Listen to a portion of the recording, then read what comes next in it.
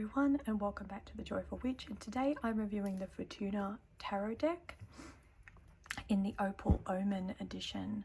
Okay, so this deck is completely designed and orchestrated by Maria. You might know her as Studio Artemy, and these are her details here, and I will link those in the bio. I fell in love with Maria's decks back when she was first releasing the Fortuna deck in its Amethyst Aura, which I have here in the box today to show you. So you can see it's well loved. I've used this deck a lot. This is Amethyst Aura, and she also has it in a green with gold, which is Emerald Anima. The decks are exactly the same, so I'm going to be reviewing the Fortuna limited edition Opal Omen, but as we go through them you'll see that they're very similar, or they're exactly the same. It's just that the energy is different between the two. So you can see that both lids have the holographic. It's just that the Amethyst Aura has silver and the Opal Omen has gold holographics. Okay.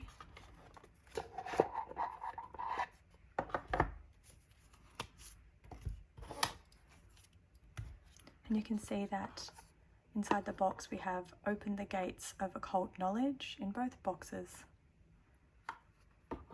and then the key in the lid, which is just so beautiful. Look at the, oh my goodness, this deck is just amazing. Like, I've always loved it, and when this edition became available, I had to get it even though I already own the Amethyst Aura. The energy is very different between the two decks. So I just wanted to show you, this is Opal Omen and this is Amethyst Aura. Okay, so it's purple, and the Emerald Anima is is green with solid gold. Okay, whereas this is gold holographic. The Emerald Anima is solid gold, so you can see there. And I will show a card when I flip it over, but I just wanted to show you the guidebook first. Okay, so Maria is an astrology expert. Okay, she has dedicated her life to astrology.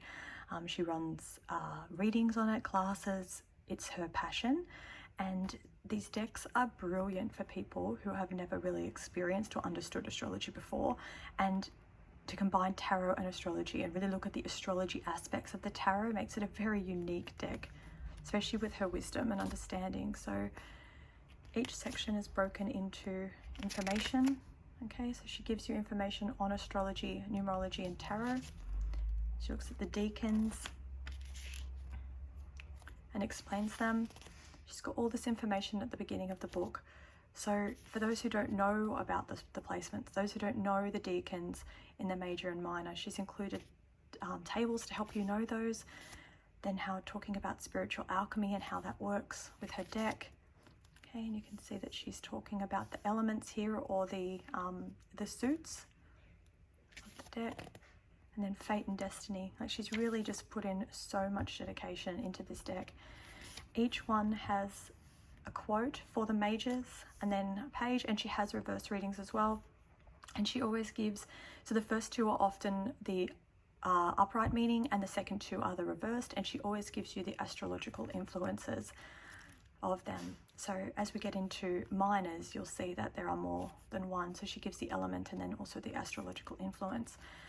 So this deck is like, it's one of my absolute favorite tarot decks. I have used my Amethyst Aura to death.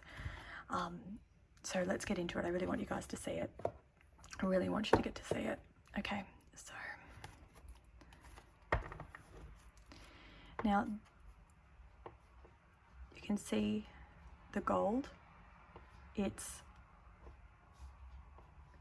Here's the seeker in Amethyst Aura. Okay, so the camera, it does pick it up beautifully in some lights, but there's something about the gold that's just so beautifully reflective. Okay, but when you look at these two, like, it's exactly the same imagery, but it just feels so different. The Opal Omen just has this like angelic feel to it, whereas the Amethyst Aura is a lot more I don't know, it's more sassy. And especially when you use it, it just has this sassy attitude. Okay, so let's get into the Opal Omen. The Seeker or the Fool.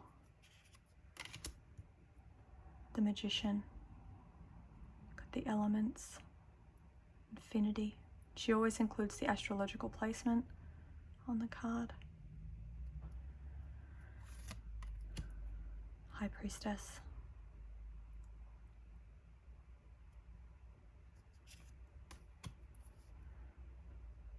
The Empress. So beautiful. Just so incredibly beautiful. The Emperor. Complementary cards. And you'll notice in the elixirs, the queens have more flowing movement in their shape, and the kings have more diamond or sharp points.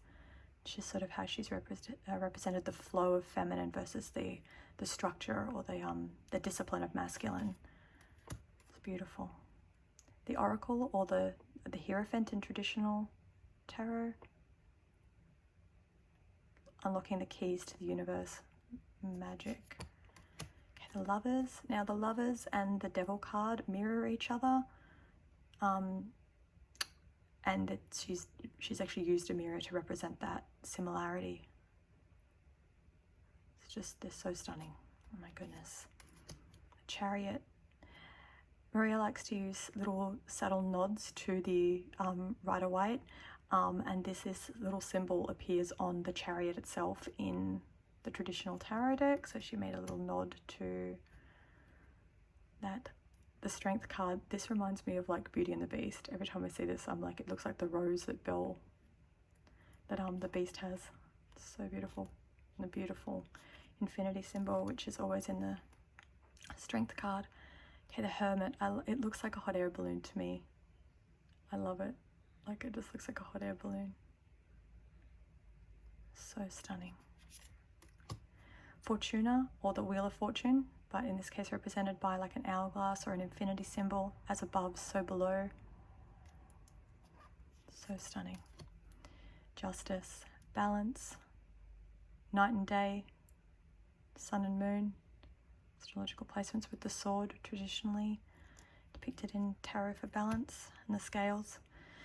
This card, it's really interesting. Maria told me that this is the last card she made, one of the very last cards that she designed for her mages, and she couldn't get it right. And it's funny, when I saw it, I was straight away like, this is like one of my favorite cards because it's an Ankh.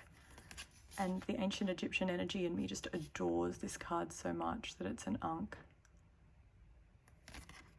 And I love the eye, the idea that when we're upside down and we see things from a different perspective, it just opens our eyes to what we're missing. So incredible. The Death card represented by a phoenix, and a lot of her advertising imagery for her business is around this card, this idea of rising from the ashes. Death is new beginnings always. Alchemy, this is Temperance, so you obviously got the 2 cups with as above, so below, or coming in and out. Beautiful. There's your Devil card, again mirroring the Lovers from earlier. The Tower, I love this card. I love it. This idea of, like, obviously the Tower is sudden change, drastic change that gets us to see things in a way we didn't before. But you just, the way things are raining down from the vision, you know, everything has purpose, and, you know, change will reign free from whatever happens, whatever the universe puts in our way to get us, to force us to change. The Star, again, the infinity symbol. So stunning. As above, so below. The Moon. Like, you could just look at these cards all day and play with them, like with the light on them. The Sun.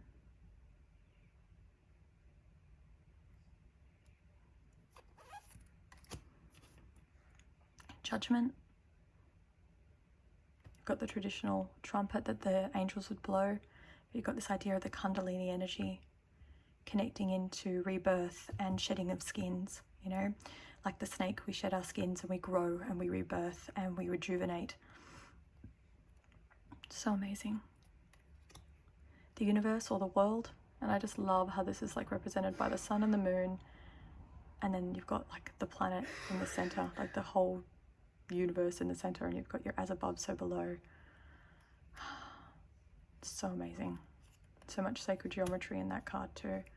And then this is Magnum Opus. So Magnum Opus is the bonus card that Maria created, and Magnum Opus is kind of like the Philosopher's Stone. So it's the idea of like really enlightened spirituality, really striving towards like a real beautiful synergy between your between all of the elements, between your sense of your higher self and your connection to as above and so below, really seeing the true nature of the universe. Okay, so now we're into the minors. So Maria represents wands as candles, okay, being so she's gone for the element of fire and represented it as candles. Okay, ace, 2 candles, 3. I love these beautiful candelabras that she's designed. So stunning. 4.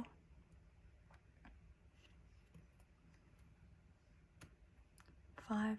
And you'll notice that she repeats elements, okay, but not on every card. So you've got the flame in these 2 representations, and then in this one there isn't. So, and the candelabra is slightly different. So obviously the end, like they are a single image of a candelabra, but she's really gone in to create this beautiful individual imagery for each card, so that they don't feel like it's just, you're just seeing, you know, a number of candles on a page. Look at that. Look at the colors in this card. The light hits it. Oh, you guys know how I feel about rainbows. 6, 7. And again, remember that the astrological placements are on every card. 8, 9. Now this is, I'm reminding you guys, this is a limited edition, so once it has sold in its reprints, in this current print, she won't be making it again. It's designed for a new deck that she's creating, so if you're not following her, I'll put the link in the bio to her Instagram, because the deck that she's making right now, that she has been putting little spoilers on her stories, is next level. It is next level. Okay, so she's represented the page as a princess, and I love this little lantern. How pretty is this little lantern? It's so stunning. Then Prince for knights. Again, a lantern, beautiful. Queen is a candelabra, like it's one that hangs from the ceiling. So incredible. Very feminine in the movements of the candle holders. I love the little dream catchers that are hanging from it. And then the king. And you've got the sun and the moon. So the divine feminine versus the divine masculine, because the sun is a masculine card. Beautiful. Then we have elixirs for cups. The ace. Beautiful. 2. The moon, because it's emotions. So beautiful. 3, collaboration. Coming together. Connecting with emotions, and I love it. We've got a different cup. We've got 4 of cups. As above, so below. 5.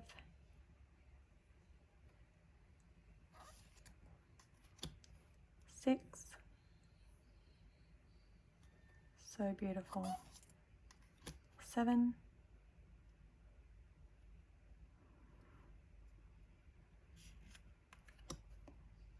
8.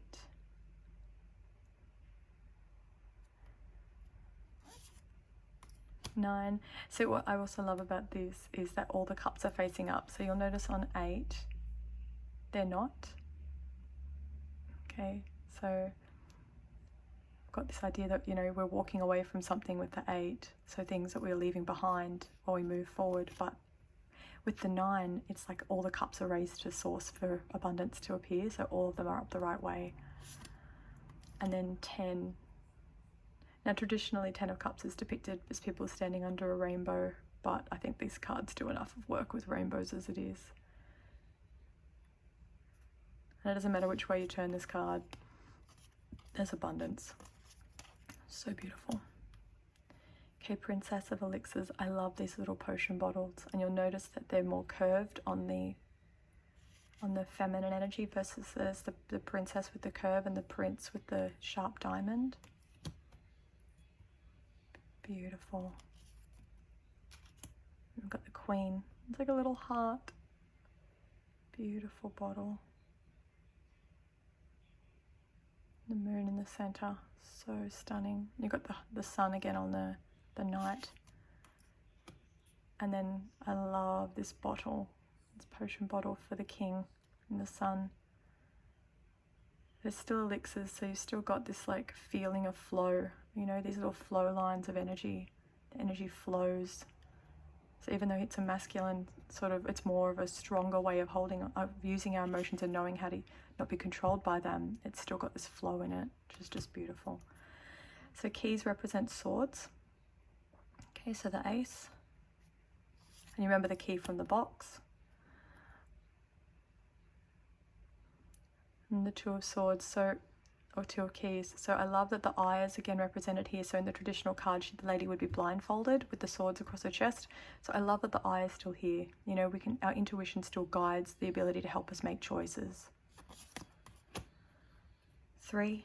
So traditionally stabbed inside a heart. So I love that the key is a heart shape. So it's paying homage to that original imagery. 4. It's often depicted as a person resting and then swords above them. The idea that, you know, if you don't rest, the swords will stab you. So again, mimicking or mirroring the imagery, I should say. 5. Battle, you know, conflict. So you've got this defeat or this winner. So it's the idea of like, you know, battles where someone is a champion and someone feels defeat. Crossing swords. So clever, even though the keys, obviously. 6. The water for the sitting in a boat. 7. Theft or deceit. So you've got this idea that they're blocking the information, you know, there's deceit, there's something blocking. So cleverly made. 8.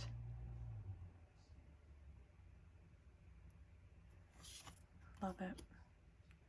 9. Obviously 9 is the card of like depression or sleepless nights or bad dreams, and you just get a lot of chaos energy from these keys. They're just going in so many different directions. You can't see through them properly, you know, it's hard to know where to turn. It's beautiful imagery. And then 10.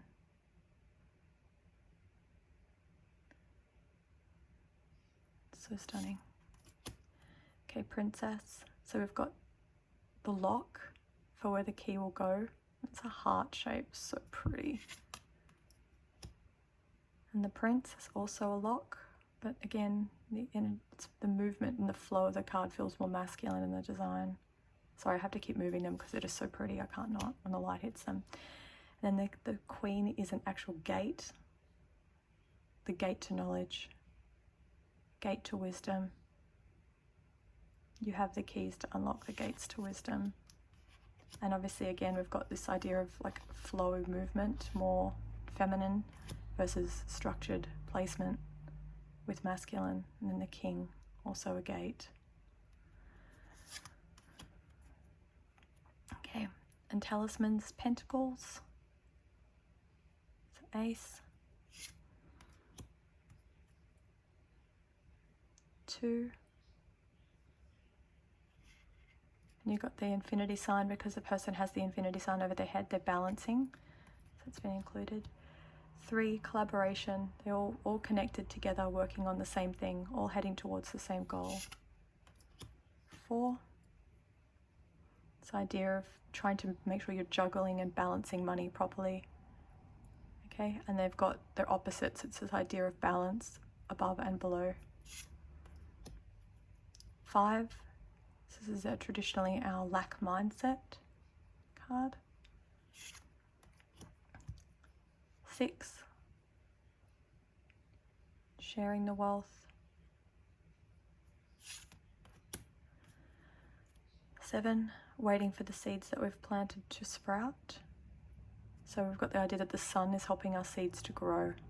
You've got the moon cycles here, waiting for the sun to help our seeds sprout.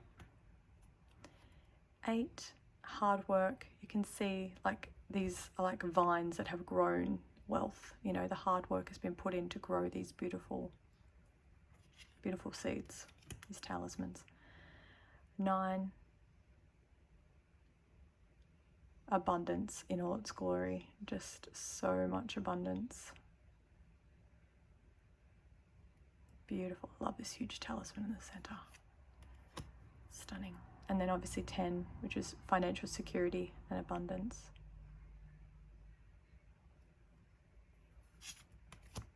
Okay. I love that they're like brooches or medals that you would wear, like you'd pin into your chest. So princess. Knight. So this reminds me of like a scythe that you would like harvest with. So it's the idea that like he's harvesting the abundance. And because you can see the movement, it's like she's created movement of him removing it from the earth, like chipping away at his abundance or doing the work to create the abundance. The Queen, I love that it's a necklace. I love that it's an actual talisman. For those that follow me on Instagram, you know that I adore my talismans that I wear. I love this so much. And then the King is represented as a sword with a crown. This idea that abundance just flows in everything that he does. And he's commanding and he's safe and secure because it's security based as well as money, you know, financial security, stability, safety. So the sword represents that safety. So you can see, guys, also, like I didn't really showcase the back of the card very much. Look at these colors. The box mirrors it. Okay, you can see the box mirrors this beautiful print. So stunning. And this red, like, I don't even know what to call it, this pinky red. It's just so inviting. I mean, I love the purple of the amethyst aura, but there's something about this card, like, it's just, it's next level. Okay. The energy is very different between the two. Even though the guidebook is exactly the same, when you read it, it just feels different. The energy just feels so different. Okay. Okay, let's pull a card to have a look at the guidebook for you guys. Okay, strength. So that's my life path number is the number 8. So I'm represented by the card strength. And it's the Beauty and the Beast card. Okay. Okay. So you can see that all of the mages have a quote beside and then the information. So it says, maybe what threatens us is losing control over who we are. Strength and fragility go hand in hand. To be strong is to express our vulnerability without fear. Strength, courage, compassion, pride or weakness. So like I said at the beginning, these two often represent the reverse meanings. The first two represent the upright meanings, and the astrological influence is Leo. So it says, the strength card appears as a reminder to be courageous. It is traditionally depicted as a woman taming a lion in a gentle way. She's using kindness instead of force. This card is a reminder that our vulnerability is our greatest strength. We all have weaknesses, and that is only part of our human experience. The strength card is related to the astrological sign of Leo. Bold, brave and loyal, Leo is connected to the heart. As Brené Brown said, courage is a heart word. The root of the word courage is core, the Latin word for heart. It's one of the earliest forms the word courage meant to speak one's mind. One of its earliest forms, the word courage meant to speak one's mind by telling all one's heart. So the reversed, do not get disappointed by your mistakes. Our failures can be seen as our greatest teachers. As it's because of them, we have the ability to keep improving in our journey. Perfection does not exist. Our fragility is what makes us human. So I'm hoping that I've got a okay, I've got a minor on top, so I'm gonna, because I wanted you guys to see what the minors look like as well, because Maria has put a lot of detail into these guidebooks. Okay, so the Queen of Talismans: nurture, generosity, kindness, altruism. So water and earth is the element, astrological influence, Jupiter in Pisces and Venus in Taurus. So it says, the queens in tarot do not necessarily represent a woman, but rather the qualities attributed to the divine feminine archetype and the yin, receptive energy. The type of energy we appreciate in this archetype is inclusive, meaning it is experienced fully and simultaneously by men and women regardless of their sexual orientation or identity. The Queen of Talismans or Pentacles represents the qualities of a person seen as an authority who is calm, caring, affectionate, and reliable nature. This card also represents a person who can be seen as a spiritual guide, strongly driven by intuition, while remaining realistic and grounded. The Queen of Talismans is astrologically ruled by Jupiter in Pisces and Venus in Taurus, representing a combination of water and earth energies. The Queen of Talismans is depicted as a figure of a necklace in this deck, a symbol of protection against evil forces. Jupiter, traditionally ruled by the sign of Pisces, which is strongly linked to divinity, while Venus in Taurus resembles the figure of the Empress and the Oracle, the Hierophant, representing how the voice of our intuition guides us even during the darkest times. The Queen of Talismans reminds us to cultivate our self-awareness and gratitude, as this will bring all sorts of abundance into our lives. The energy of both signs, in a combination of mutable in Pisces and fixed in Taurus, showing how we are physical beings having a spiritual experience on earth, and so we should seek a balance between our spiritual and the mundane in order to master our reality. Reversed. When the Queen of Talismans appears reversed, it can indicate we are detached from our higher selves, making us feel undeserving of the things we have in life. This card reversed can also indicate we have been too focused on providing for others, depleting our own needs. Okay guys, so I really hope that you enjoyed this review. Like, if you haven't got a copy of this deck, I recommend that you go and get it as soon as you can before Maria sells out. It is absolutely amazing, and I love everything that she does. Like, I really do. And she hasn't asked me to do this. This is not a paid sponsorship or anything like that. I just really connect with her work, and it's taught me a lot about astrology. It's really helped me to understand it. And you know, I find her work just really inspiring to work with. So thank you for watching this video. If you like it and you enjoyed it, please like and subscribe, and I will see you next time on The Joyful Witch. Bye guys.